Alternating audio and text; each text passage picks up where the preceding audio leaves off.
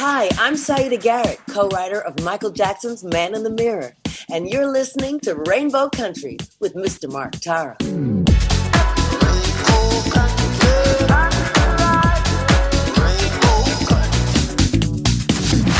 The views and opinions expressed on the following program are those of the persons appearing on the program.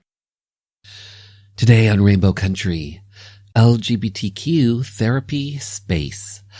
The first LGBT-Owned and Operated national teletherapy platform for LGBT people.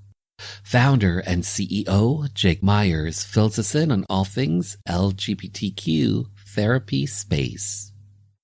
That and so much more in episode 279, so stay tuned for Gay Talk Radio right here on Rainbow Country. Hi, this is Carol Pope. Hi, I'm Garrett Conley, author of Boy Erased, a memoir. Hi, I'm Lorraine Segato. Hi, I'm Gord Depp of the Spoons. You're listening to Rainbow Country with Mark Tara.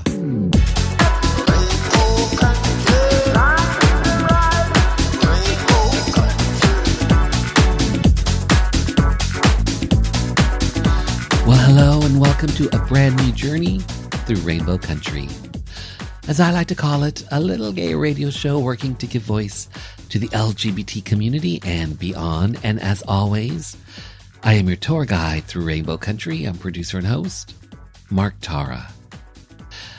By the way, Rainbow Country originates from CIUT FM in Toronto, the sound of your city, and now proudly in syndication on 11 outlets across Canada. So whether you're listening in the Yukon, British Columbia, the Prairies, the East Coast of Canada in the Maritimes, Ontario, even down to Buffalo, New York, and online. Well, thanks to you tuning in, streaming, downloading, but ultimately listening. Together, we continue to build Rainbow Country into a nationally syndicated gay radio show, a #1 LGBT podcast on Podomatic.com. And by the way, last week Rainbow Country was #2 on Podomatic's gay and lesbian chart. A top 100 LGBT podcast to follow, as well as now being recognized as Canada's #2 LGBT podcast on Feedspot.com. So today, Jake Myers, the founder and CEO of LGBTQ Therapy Space, the first LGBT-owned and operated national teletherapy platform for LGBT people. We'll find out from Jake what sparked this new endeavor, what type of individuals are drawn to teletherapy, as well as, do therapists seek out therapy?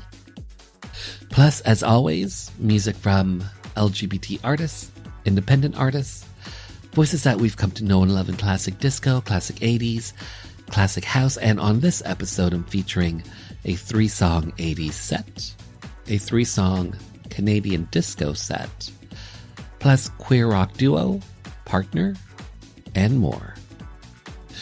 But up first, Rainbow Country contributor, musician and activist Anna Gutmanis talks about a new original charity song that she wrote where the proceeds are going to the Black Solidarity Fund.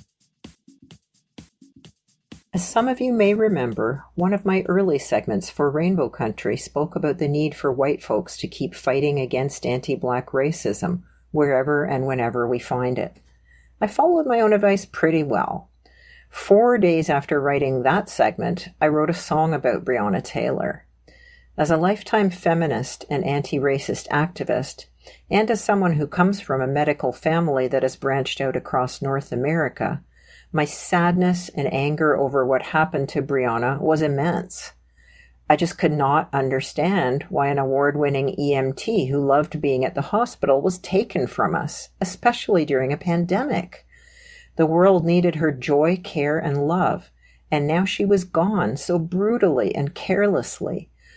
I wrote the song as a way of coping with my own grief and fury, but soon afterward I started to wonder whether the tune could have a larger purpose. I wanted to pay tribute to Brianna, to raise awareness about the horrors of anti-Black racism, and to help raise funds for Black-led organizations. That seemed like too much for one indie artist to accomplish, and so I put together a group of amazing musicians to record the song. We named ourselves Artists for Racial Equality. R, that's A-R-E, for short. I didn't have plans for a video until I saw a wonderful short film on CBC Gem, and I approached the person who directed and animated that film to do a video for Brianna. Other visual artists also donated their powerful, haunting images for the video.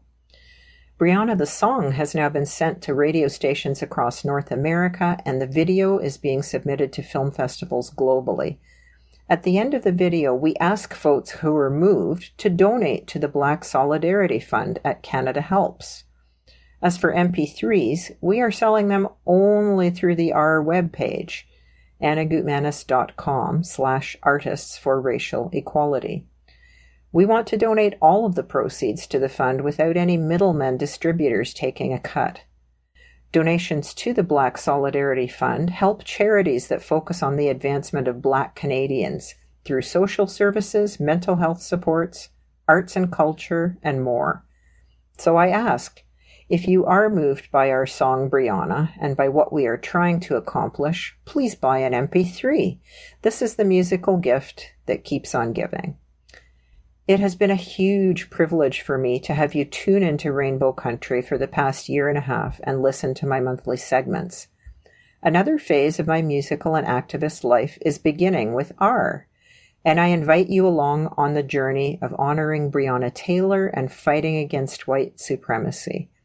Among the prolifically talented musicians and visual artists of R, you will find Juno, Hot Docs, and Future Award winners. You can read more about us at annagutmanis.com, Artists for Racial Equality. In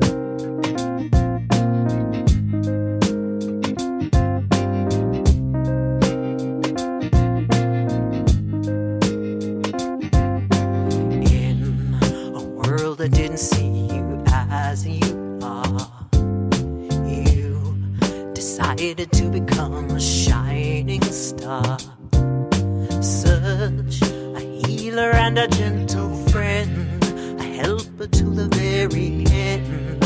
Your life had only just begun. Brianna, you were taken far too young.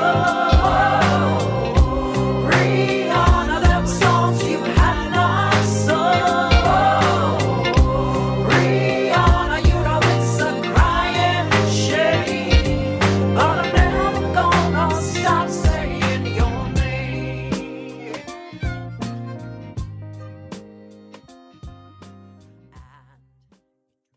Bill 7, to ban discrimination in employment, government services, and housing, based on a person's sexual orientation, was up for a vote at Queen's Park.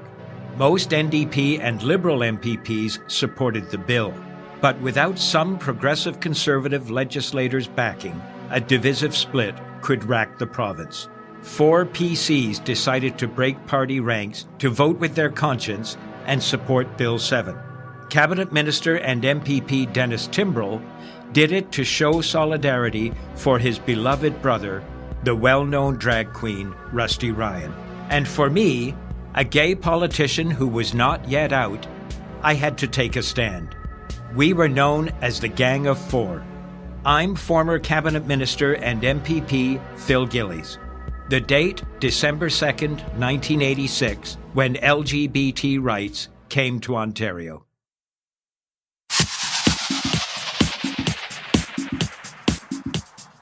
Hi everyone, this is Mark Tewksbury, Olympic champion, leader, humanitarian. You're listening to Rainbow Country with Mark Tara.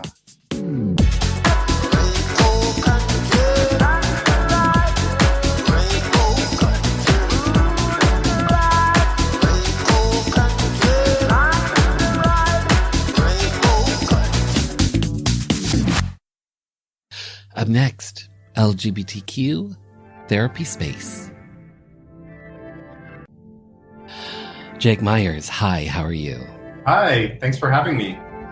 So, first of all, I have to say thank you for being here, to have your voice, your story be heard by the LGBT community and beyond. So thank you, Jake Myers. You're welcome. Thank you. I appreciate that, especially to talk about LGBTQ therapy space, the first LGBT-Owned and Operated national teletherapy platform for LGBT individuals. You are the founder and CEO of LGBTQ therapy space. Let's start here. What does this therapy space, this online platform do? So you can actually access it online. So clients anywhere in their homes, in the state that they're living in, can access the site to find a therapist that can see them, who is authentically LGBTQ and really understands them and that experience. And they can have quality, full 50-minute sessions of telehealth over the computer with an LGBTQ therapist anywhere in their state in the US that gives them accessibility to that, affirmative therapy that they might not otherwise have access to. So you started this. I did, yeah. This is your baby. I know, I did. I was actually seeing clients of my own in private practice, like in Los Angeles, in an office before the pandemic hit. And when the pandemic suddenly hit, my office went away. The guy who I was subleasing from just terminated the lease. Everything moved online. Therapy even moved online. And I was expecting it to be kind of like a short-term thing. Like, nobody's really going to do therapy online for like the long term. It'll be like a Band-Aid for now. But what I found was like, it didn't seem anything was lost. Like I was really connecting still with my clients, enjoying it. They were feeling an ease in terms of like being in their own space and like, safe in their own homes, able to open up more in a way. And then of course, all the conveniences of like not having to get into a car and drive in traffic and go to an office and, and scheduling, like you can like plug people in at different times of the day because you're at home anyway, and it's not like you're, bound to the office hours. So it was sort of like this aha moment where like it was working so well for me. And I have a background also in marketing and creative and stuff. So I was like, what if I could expand this even more to, the state at first? And then I was like, what if I could expand this to the whole country of the United States? And who knows where we'll go from there? Maybe we'll eventually be in Canada. But the sky's the limit. So I'm just really excited about this. So was there a flashpoint when you had that moment, that epiphany? I think it was just after a few months of sort of like, wow, like this is easier doing therapy this way. And the clients seemed to really be getting it and understanding it and not feeling like anything was lost. And so it started with like little increments. I was like, what if I expanded this in my own practice? Like, now that I'm in Los Angeles, I could see people in San Francisco or small towns even that maybe there's LGBTQ or queer people that are coming to terms with that, and they live in, Fresno or somewhere like some little town in California, and they don't have access to how to find an LGBTQ therapist. They can now do that by finding our site online and connecting with a therapist in a different city. So then it was like, it sort of built from there. I was like, oh, actually, like, what if this was in more than one state? And what if there was other therapists besides me doing this? And voila, it was off and running. And then I ended up moving to Florida during the pandemic, which was kind of crazy, like in the middle of the, summer of 2020, driving across the country in this weird, like apocalyptic world. But then I could do the business from here too, because it's all remote and, everything. I got licensed in Florida as well, but it just made it really easy to do it from anywhere. So walk me through how this works, how this online process works. Like there's a potential client dealing with issues. Is there a website? Is there an app? Yes. So they, most of it, people will find us online. So they, maybe on Google, and they're feeling down, they're feeling isolated. It's a hard time right now with this pandemic. they're feeling lonely, they're feeling anxious, they may get online, Google, find an LGBTQ therapist near me, or I'm looking for a gay therapist, or I need a lesbian couples therapist. I'm having problems in my relationship. Whatever they might search. The goal is for us to be there in Google, and we're working to make that happen. And then they would click on the site, which is lgbtqtherapyspace.com. And there they can go to the therapist if they want to see, like, oh, okay, what did the therapist look like, and what do they say about themselves? What do they specialize in? They can read about all the different therapists. They can read articles about LGBTQ mental health. But more importantly, they may want to start the process of finding help themselves. So they go to the Get Started section and they fill out a little questionnaire. It just takes a few minutes. And then once we get their questionnaire, we will match them with who we think would be the best therapist for them. And, they have a say in that as well. So they have input on that, on who their preferences are. But we match them with a therapist and then connect them, and they do a free consultation. So they get to see their therapist online, on our video platform, which we have for the company. It's a secure, HIPAA compliant video platform. And they meet with their therapist, and then if it feels like a good fit, if they're feeling like this person might help them, they can then go ahead and schedule paid sessions.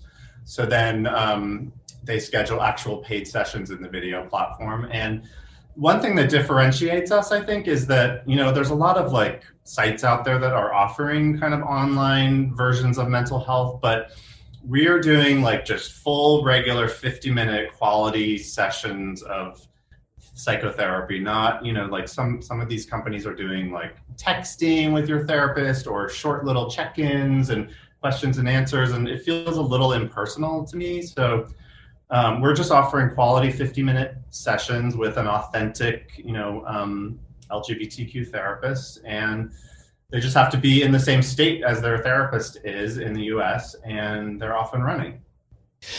And in terms of the rates, what are you looking at? The rates are $155 for individual session and $185 for couple session.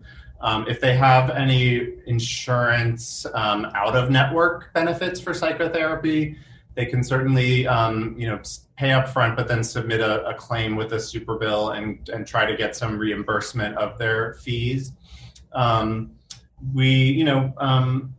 It's depending on where you live, this rate it's lower in some places than the kind of going rate in the US for therapy, but it's higher in some other places. And we sort of have found, kind of a middle ground, and really because we're offering something niche and that we really, view as quality, we think it's a fair rate. And again, these therapists they've been heavily vetted by us to make sure that they're good, to make sure that they're quality. We want them to be authentic to the LGBTQ experience, and so that, clients can really feel understood. And so those clients that are looking for that, we feel that it's something that they're definitely going to want to pay for to find that.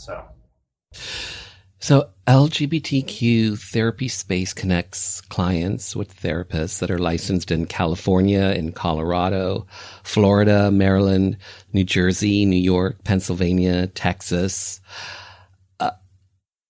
Are there plans, and you mentioned this earlier, but might there be plans to reach out to Canada to sort of somehow bring this here? Yeah, we would love that. I mean, this is really at the beginning. It's a product of the pandemic and everything moving online, and realizing that this was a valid and an effective method of therapy. And so we're starting. We've started small. We really just launched last May. There was a soft launch, and then a beginning of September, kind of an official launch. And so we're starting in 9 states, and then growing, and we hope to expand to other states in the US and eventually be national here. And then, we definitely want to see how far we can take this, and can we find out what the licensing requirements are in Canada and add those to our list for sure. And one way that this company works is the model is that we're actually an administrative services company that's here to help therapists find, build up their practice, and here to help clients find therapists for them. So we're actually not a therapy center. Like the clients work directly with the therapists that are already in private practice, and we just connect them. So therefore, we can be anywhere. We're not bound by licensure, and Canada is the next frontier. So when you did come up with this concept and it got going, did you think of reaching out to potential other countries? Yes. I mean, I think it was first a matter of like, let's see how this is going here. And then it started, taking off, and there definitely was a need, and there definitely, is momentum. So, we're looking at that next. That's sort of our next, goal, is to see how far we can grow, because obviously, there's need all over the world for affirmative, understanding, accepting, quality, LGBTQ mental health care. So COVID-19 technology, therapy, because of the pandemic, I think it's safe to say that we're accessing more services online. So do you think that the shift that you personally made and created this business out of, do you think that this shift is here to stay, or once COVID-19 is under control and, we're back to normal or new normal, do you think that it'll be around? Yeah, I mean, I personally think it will. I think it'll stay. I think that this pandemic has really kind of been eye-opening for a lot of people and their lives and the way we do things, as well as industries. And I think people in the US are really seeing there's much more flexibility that can be had around work and schedules and working from home. We've been able to, do things remotely in the last year and a half. And this is just yet another thing that, people are responding to and realizing this is actually really convenient. This is kind of less stress than driving and going into an office and risking getting, a cold or COVID, or and having to break my anonymity by sitting in a waiting room with other people that might be, especially if somebody's kind of exploring their sexuality or their gender identity, and they don't really want to go to an office and be seen by people that they're not out to yet, and things like that. Point. It offers that safety and privacy, and our platform is secure, so it's it can't be hacked into and things like that. So I think it's here to stay. And sure, there will always probably be some people that really need that kind of face-to-face experience, and that's great. They should have that. But I think there's a lot of people that also will respond to this kind of experience. Plus, you can lie on your own damn couch. Exactly. Although you have to be on video, so you can't, be too, you can't be naked from the waist down or anything. And on that note, we will return after this Rainbow Country update.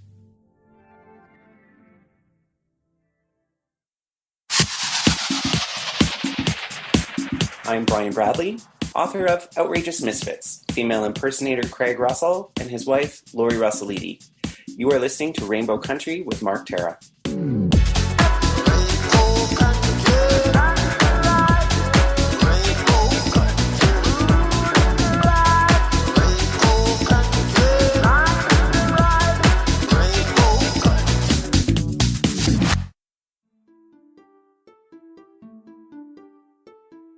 So, on December 1st, the Canadian House of Commons unanimously agreed to pass Bill C-4, a bill that will legislate the banning of conversion therapy in Canada.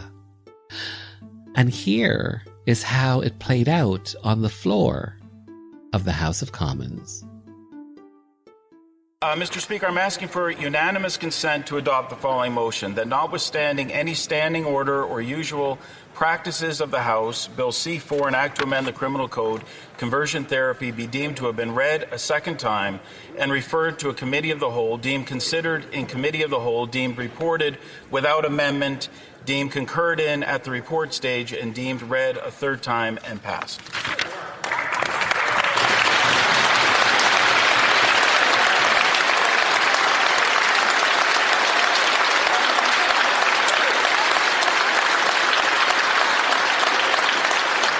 This being a hybrid sitting of the House, for the sake of clarity, I will only ask those who are opposed to the request to express their disagreement.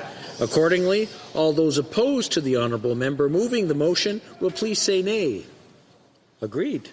The House has heard the terms of the motion. All those opposed to the motion will please say nay. There being no dissenting voice, I declare the motion carried.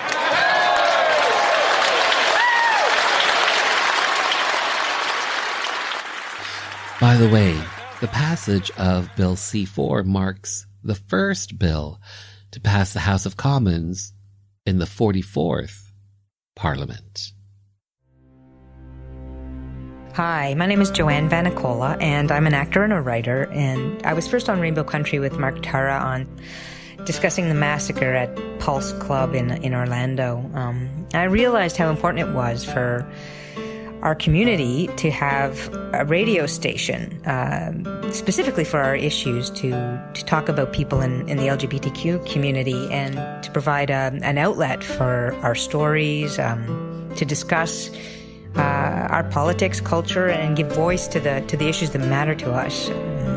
And of course our artists and the things that we do globally, and talk about culture. And without people like Mark Tara providing a space for this with a radio show like this, then we wouldn't have that voice. So support, tune in.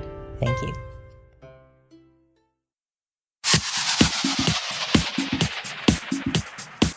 Hi, I'm Keegan Hurst, former professional rugby player, coach, raving homosexual, and you're listening to Rainbow Country with Mark Tara.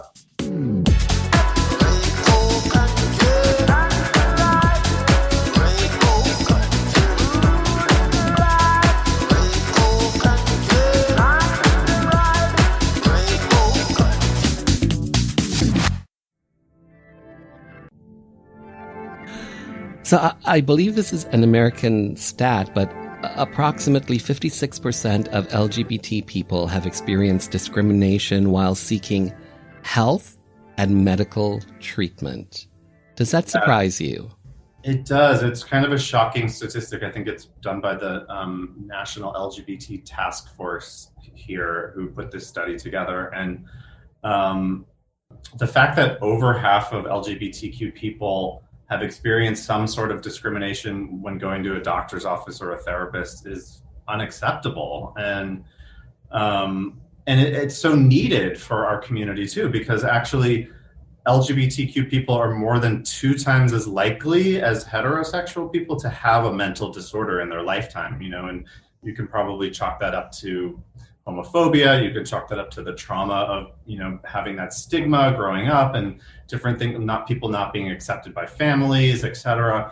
So we need it more than ever. And yet there's not as many services and, there's discrimination. So this is the goal for this company is to provide, a place that's safe and welcoming for everyone. Mm-hmm. That stat really stuck out to me because I've never heard that before. 56% of LGBT individuals seeking medical help, mental health, facing discrimination. Mm-hmm. And that Crazy. Could be anything from blatant sort of rude treatment or rejection at an office, or it could even be just sort of misgendering somebody who, a trans person or a non-binary person with pronouns being, ignored in terms of those pronouns, and which is a microaggression, in terms of discrimination. So it's pretty shocking. And so we do really need we need places that people know they're going to be treated with respect and safety. Look, I get misgendered going to McDonald's, okay? Yeah, I know. It's everywhere. Just saying. Yeah. So LGBTQ therapy space, it's working to make it easy for LGBT individuals, couples to get therapy.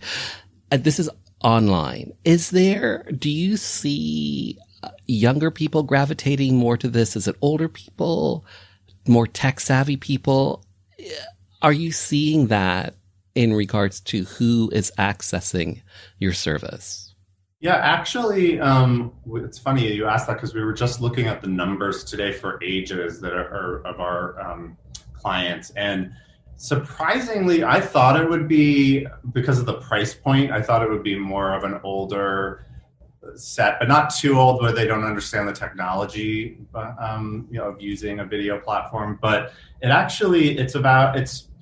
there's a lot of people in their 20s who are finding the site and able to afford psychotherapy. And then there's a lot of people in their 40s. Those were the two breakdowns actually that were the highest, was people in their 20s and people in their 40s. I don't know why that, if it's coincidence that the 30s just in the 50s kind of got overlooked and that will come later, or yeah, it's interesting. So yeah, I think younger people are gravitating to the modern take on this approach to therapy and, the understanding the technology. And then I think people a little bit older are as well. So Ask Jake. This is a column that you write on Queerty, which is an online platform. What are you talking about in your column? So Queerty, it's probably one of the largest LGBTQ sites out there, and it's various articles and information, everything from entertainment to informational to news. And I write a column that's basically like an advice column. So people write in, ask, hey Jake, I'm struggling with this and I'm struggling with that, and then I give my take on how to handle that as a licensed therapist myself. I've worked with mostly LGBTQ clients, and I'm also gay myself, so I have that understanding of the experience. So there's a lot of various questions, like one recently was, there's so much going on with, Grindr and apps and, hookups and torso pics and stuff, but I actually just am looking for somebody who I want to be monogamous with. Like, where do I find a boyfriend that wants to be monogamous? Or somebody recently... And you said what? You said what to them? Good luck. No, and basically it was about... You'll find them in the frozen section. There you go. No, it's about like finding those people in your day-to-day life that you connect with, and then having that conversation of like, what are you looking for, and seeing if there's a match there.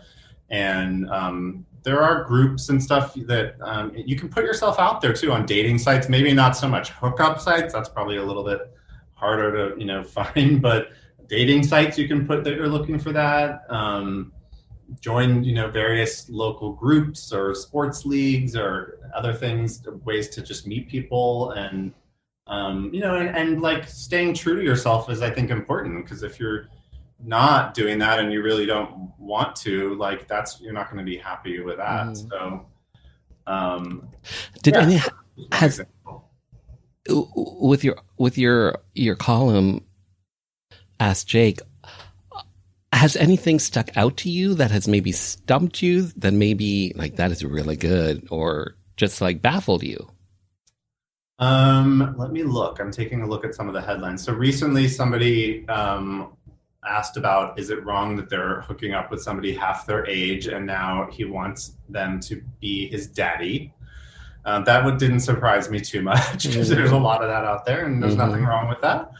My response in the gist of it was basically that as long as it's mutual and there's, you're both happy with it and you're both happy with each other, there's no rules. You don't have to be in some sort of societal expectation about age, as long as you're both happy and respectful of each other.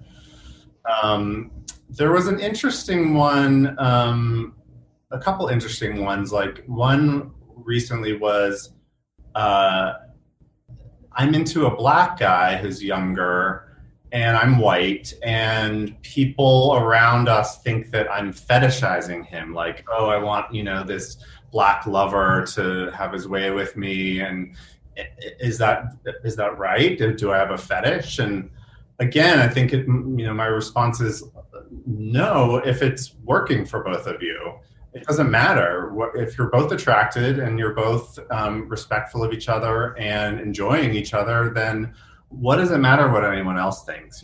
People have all kinds of judgments and, jealousies even, and, projections of like onto other people of what they are thinking or how they view something. So fuck it, basically. It's, it's up to you. And love is love and attraction is attraction. And that's what matters.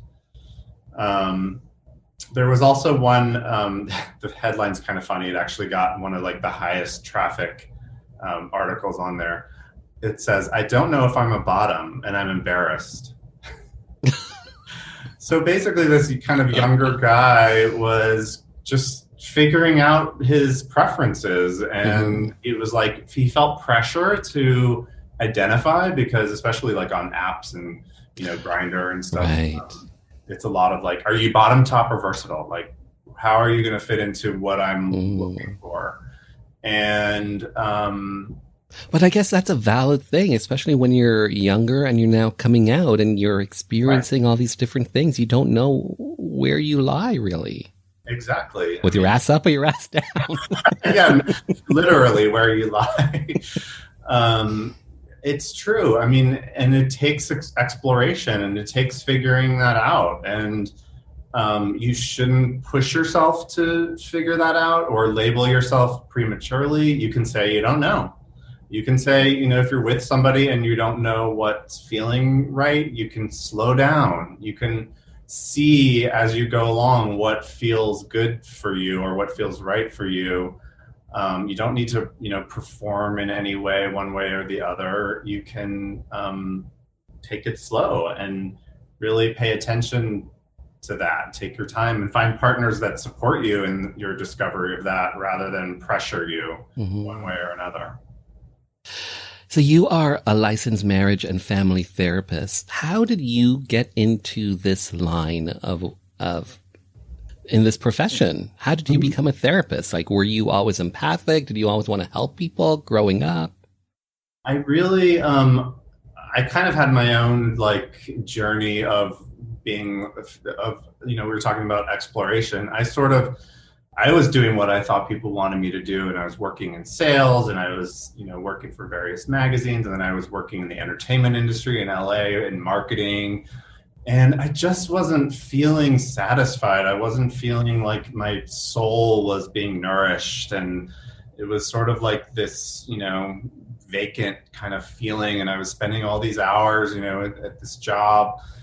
Yes, it was a cool environment to say you work in the movie industry when I was doing that, but it didn't make me happy. And so I was actually in therapy with a gay therapist who helped me explore that. And he was like, well, what have you always been interested in? Or what did you think about when you were a kid? And what kind of things did you gravitate towards? And I realized that I've always liked kind of being interested in the analysis of people and understanding why they are the way they are and what shapes them, why they make decisions that they make. I mean, I even love reality TV for that reason. People call it fluff or whatever, but I actually think it's a great examination into the human psyche. And sure, some of it is staged, but you can't fake everything on reality TV, and you can see what makes people tick. And I'm just really interested in that. And, I think I had my own traumas growing up of, I moved from LA to Savannah, Georgia with my family, which was a very repressive, conservative town and a very conservative school. I was put into Savannah Country Day School, and, I was gay, but hiding it. And that alone was a trauma of kind of being afraid to be myself. And then, my household was very tumultuous as well, and didn't get along with my stepdad, and et cetera, et cetera. But so I had my own journey of kind of like discovery, and then realizing that, like, what, I should do what feels more authentic to who I really am. And so I quit my job. It was right when this recession was hitting in 2008, and people were like, losing their jobs, and my family couldn't understand why I would possibly quit my job when everyone else was losing theirs. But I just needed to do what was real and authentic for me. So I went to grad school and started that journey. And here we are today. Yeah. I'm curious. This came to me when you were talking about your previous life, essentially in Hollywood, I guess. But have you thought about reaching out to that community, the Hollywood community, to let them know what you have and what you're doing, and to let the word spread that way to, people that work in that industry? Because I'm sure there's a lot of LGBT people there. Totally, there is. It's like pretty much most. When I was in my practice in LA, I was seeing a lot of people that were, naturally working in the industry, because most of my clients were gay. And so I would have, editors in the industry, or actors, nobody too A-list. Well, actually, I can't say that, but I'm not allowed to say because it's confidential. I was seeing a lot of people within the industry.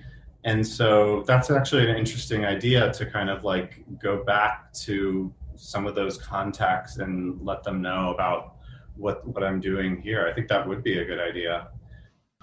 I've thought about, for sure, like also, kind of reaching out to some influencers on social media and things to help spread the word.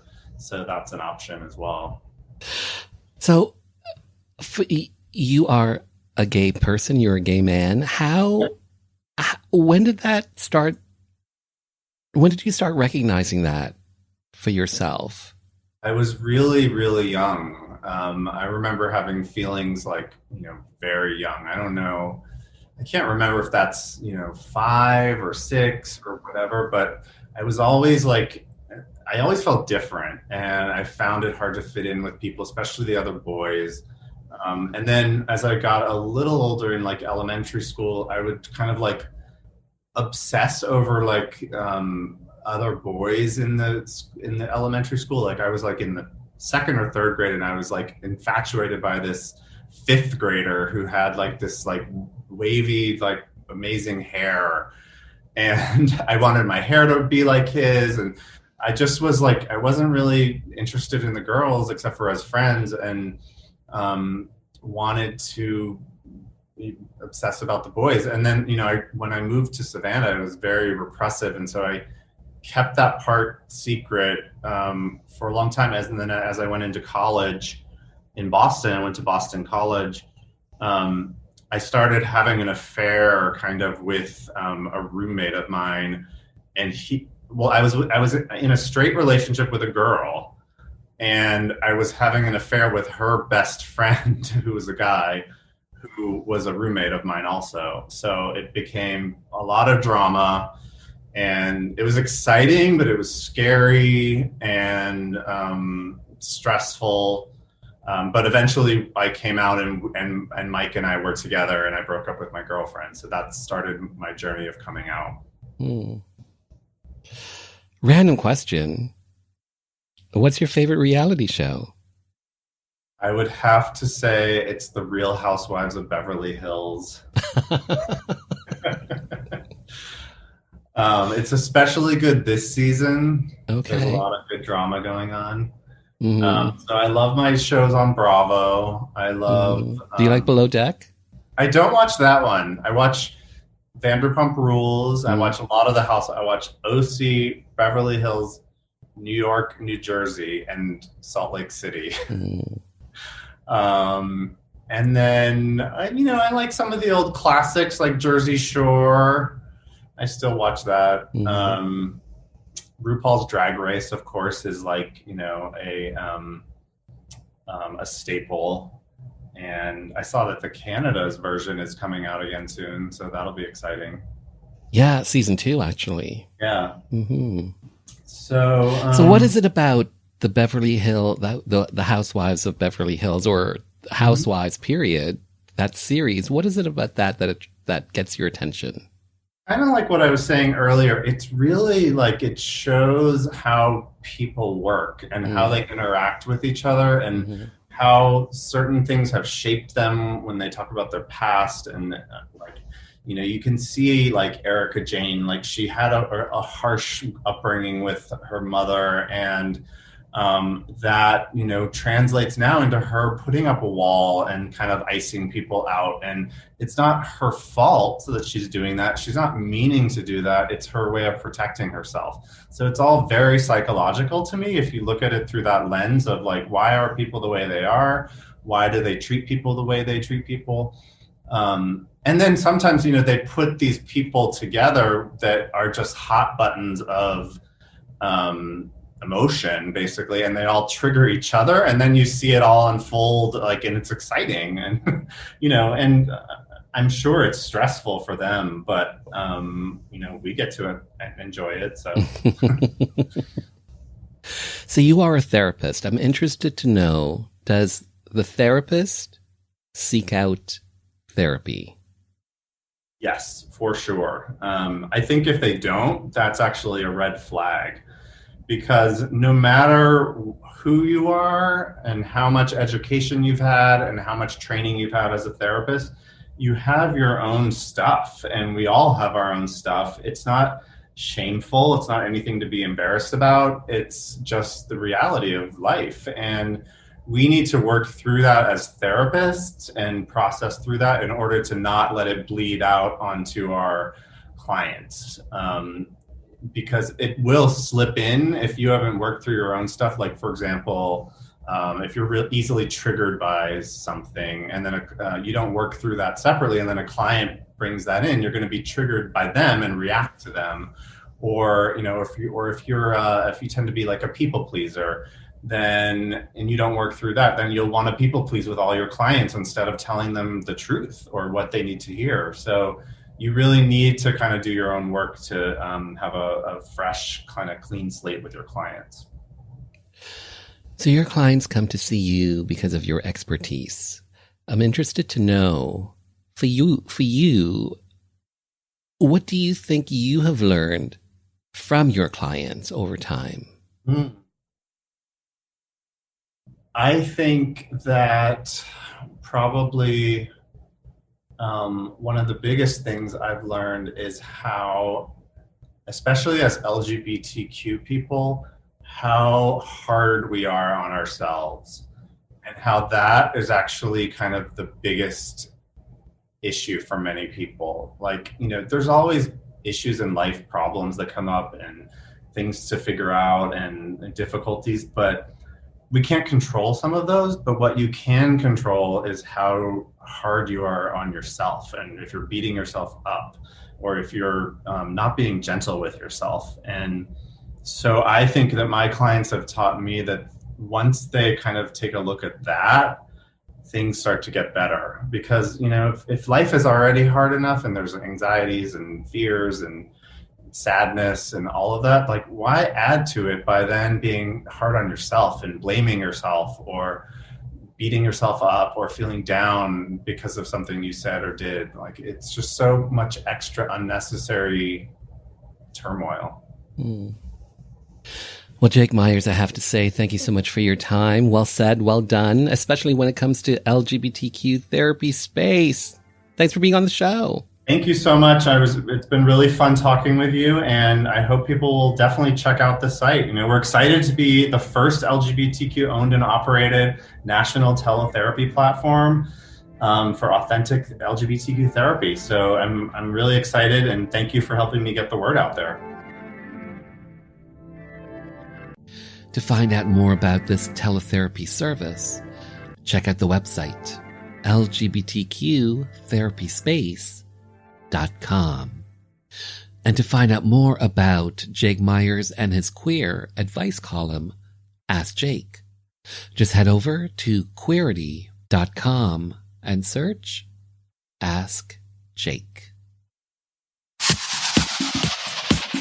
Hi, I'm writer Adam Smith, author of Deep Sniff, A History of Poppers and Queer Futures.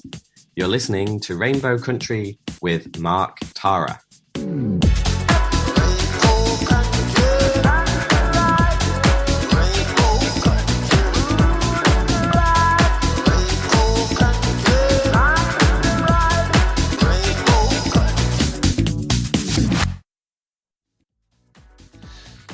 And just like that, this little gay journey through Rainbow Country has come to an end. For the full 2-hour episode, just head over to marktara.com, where everything is connected, and hit the archives banner. To keep up to date with the show, follow me on socials at Mark Tara Music. The podcast is available on all major platforms, including audible.com.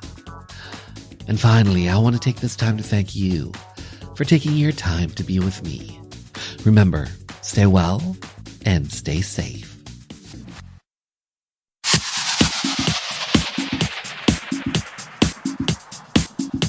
Hi, this is Police Constable Danielle Botno, also known as LGBT Cop, and you're listening to Rainbow Country with Mark Tara.